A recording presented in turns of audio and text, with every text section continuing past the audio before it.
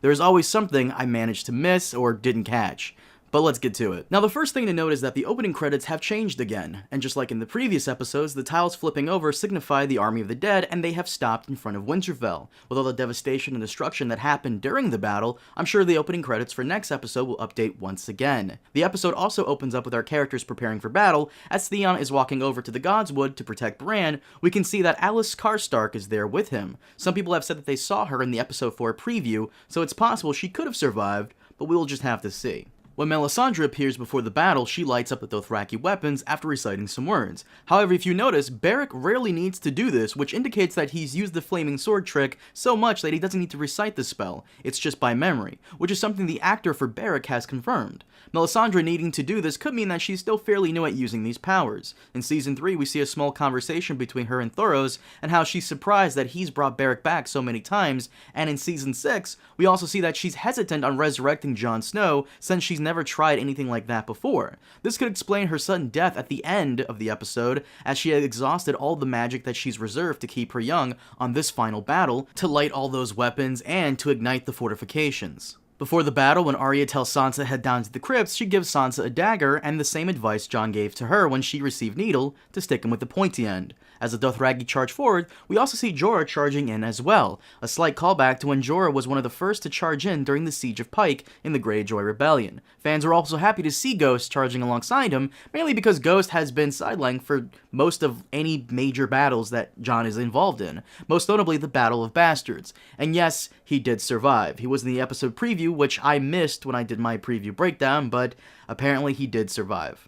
When the Dothraki do charge in, one of the first things we do see is a white giant. We later see that same white giant breaking into Winterfell, and it eventually dies after being stabbed in the left eye. This is a callback to the Battle of the Bastards when Wun breaks through into Winterfell, and is eventually killed by an arrow to his right eye. Funny enough, this isn't the first time we've seen the Mormonts in some way make their mark in the Winterfell courtyard. It's small, but how can we forget that one time Jon went one-on-one with Ramsay and used the closest thing he could find against Ramsay's arrows, which happened to be a Mormont shield. And on the topic of that family, this is Jorah's final episode, as well as Lyanna, and like all of the Mormont deaths, they didn't back down and they made their final stand, which is a reminder of their family words. All noble families of Westeros have like a motto, and the Mormont's words are, "Here we stand." Lyanna stood her ground and defeated the giant, and Jorah stood his ground to protect his queen, ironically with the family sword of House Tarly, the same family that Dany destroyed last season. House Mormont is now the third house in the north that is confirmed to be extinct, right behind House Bolton and House Umber.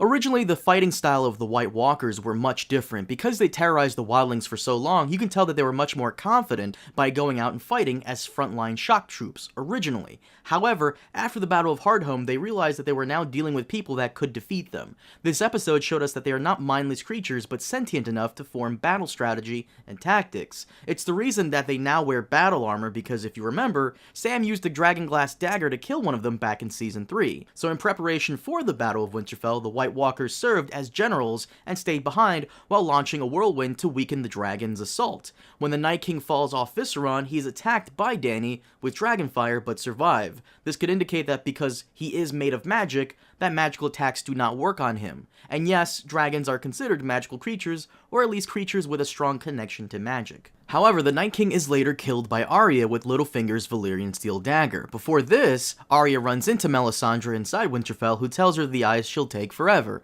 brown, blue, and green. The brown eyes she's taken could mean Walder Frey, the blue meant the Night King, of course, and could green be Cersei Lannister? But before Arya runs off, Melisandre reminds her of what Syrio Forel used to tell her. What do we say to the god of death? Not today. She's also used this trick before with Jon Snow back in Season 5.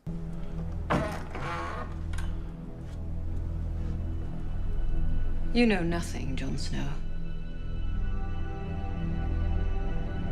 And lastly, Arya uses the same trick against the Night King that she used against Brienne last season during their sparring match and stabs him in the chest, the same place where the Dragonglass is located that was used to make the Night King. And before we wrap the video up, I do want to give a big thank you to today's sponsor, Squarespace. Building a website can be a major headache, but these guys make it as painless as possible. It really is a fantastic and easy to use service that allows you to build your own website the way you want it with no hassle. There's nothing to patch or install or anything else like that ever, and their award-winning customer service teams are standing by to help you create the perfect website for all your needs. They make it so easy to use and flawless that you don't have to be as clever as Tyrion Lannister himself to use it. So head on over to squarespace.com to get a free trial, see if you like it, and if you do, use code REDTEAMREVIEW for 10% off when you're ready to get going.